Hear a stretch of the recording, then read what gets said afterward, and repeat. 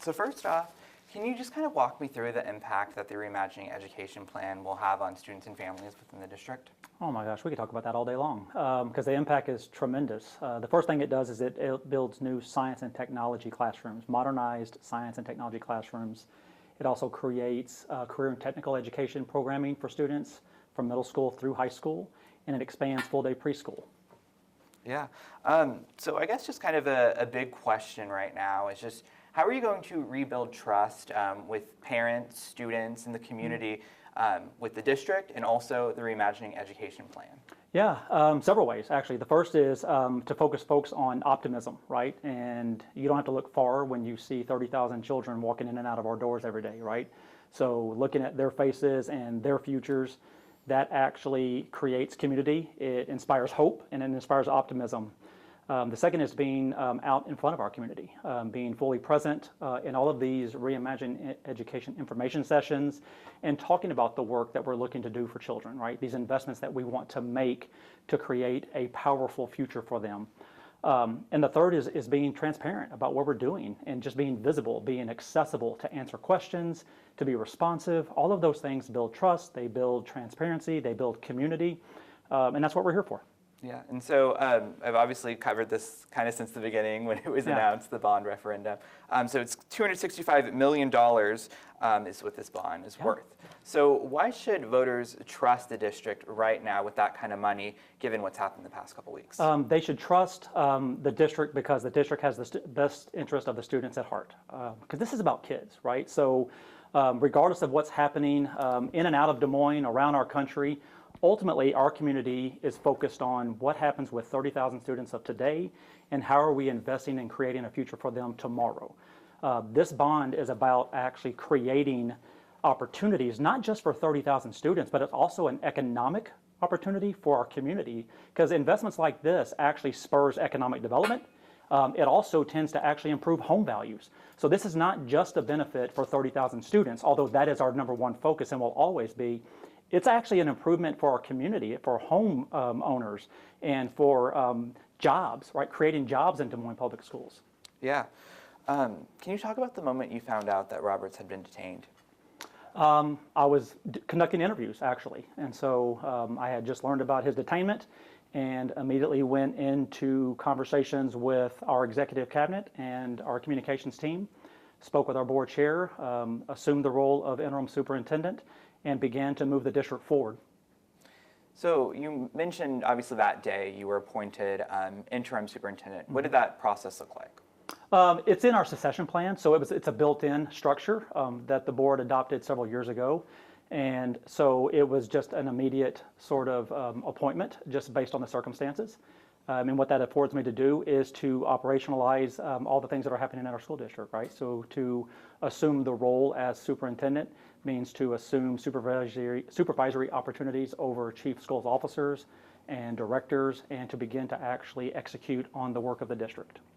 What was your relationship like with Ian Roberts, and did you see this coming at all? It was a professional relationship, and so no, I didn't see any of that coming. And so our work was specifically and strictly about how do we actually improve outcomes for children.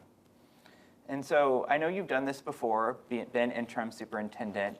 Are you drawing any inspiration or anything you learned last time with your new kind of endeavor here? Well, I like to think that I'm a few years wiser, and I've learned, I've been in the role before, and so there's many of those aspects and those details of just being a superintendent I am familiar with at this point in time. In terms of drawing inspiration, yeah, every day. It's with the people I work with and the community that I serve. I spent this morning at Moulton Elementary School just speaking with that leader and just looking at the children that are served there and the joy on their faces because they have an amazing staff that cares about them and that is creating and cultivating an environment where they are thriving. And so I'm inspired when I think about the leaders in our buildings and what they bring to the table each and every day. I'm inspired by our staff. Just this morning alone, there's just been a really humbling outpouring of support for me and for the team as we continue to actually turn the page and focus our community on hope and optimism and making literal investments in students' futures through this bond referendum. So how are you guys talking to students about Roberts? Are teachers having to combat any rumors in the classroom at all? No, the teachers are actually incredibly amazing, and as always, they maintain a neutral stance politically, and they keep the focus on making sure that students know that their feelings about the situation are valid, whatever those feelings might be, and then they also bring them back into the content of the curriculum and the instruction of the day. Yeah, so I guess how are you guys / how have you guys been keeping students focused, especially in those first few days, after an Afro-Latino man was detained by ICE? Yeah, so we engaged with our students to listen to their voices. Because again, we are a teaching and learning organizations, and we are about people, right? So the work we do is people work. It's about humanity and human dignity. And so we extend that and offer that and cultivate that with our students. And so we listen to how they're feeling about it.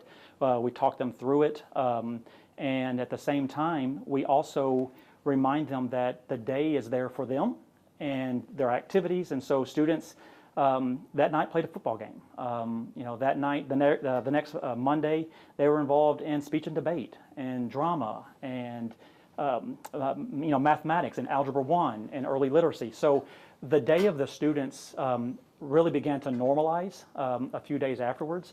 But it's not lost on us that students feel,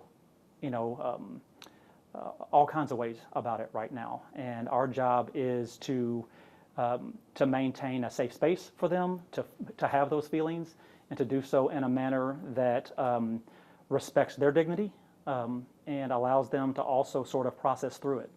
Yeah, so how do you plan to navigate balancing the pending DOJ investigation as well as your own litigation and still making strides with reimagining education?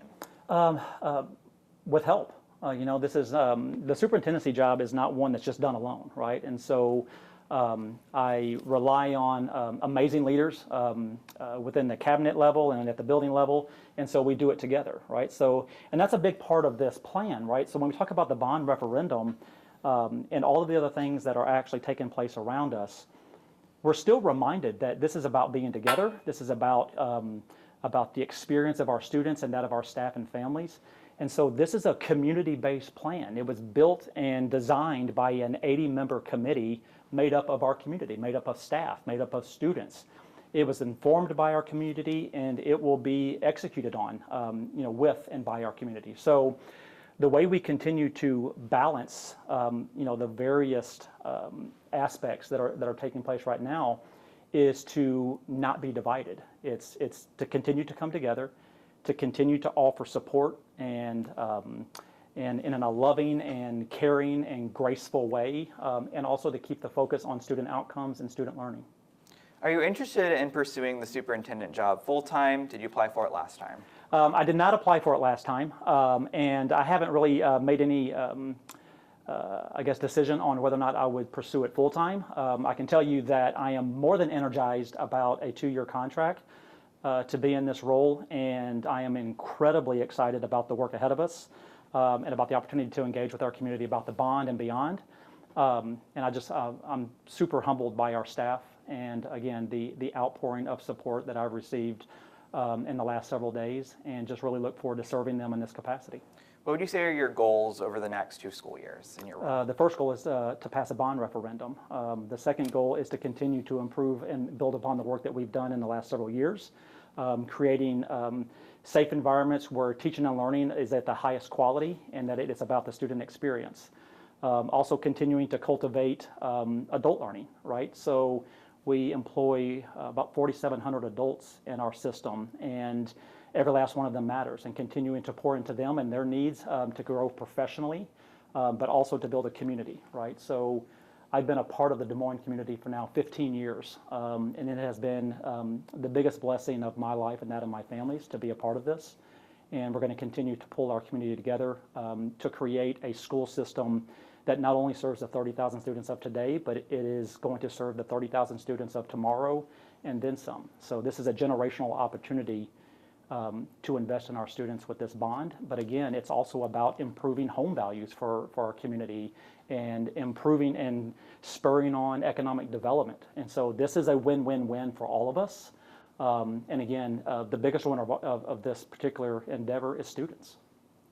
Well, Matt, I think that was all the questions I had for you. Anything you want to share? Any final thoughts? No, if I can just reiterate my excitement for the role, and I'm looking forward to serving and continuing to lead Des Moines Public Schools to become just an amazing destination district for students, staff, and families.